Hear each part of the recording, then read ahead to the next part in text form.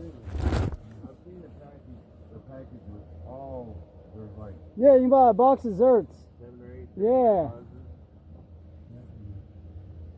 Yeah, it's 11 millimeter. It's a lot bigger. But that's the bolt. I don't know if that's the actual zerk. What size is that? 11 millimeter. 11 millimeter.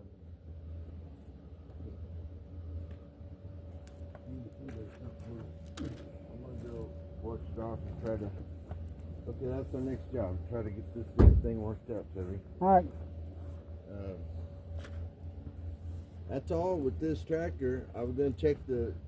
You want to check the fluid in it? Yeah. The mower. Yeah. Crescent in the cab. Gonna get the crescent wrench.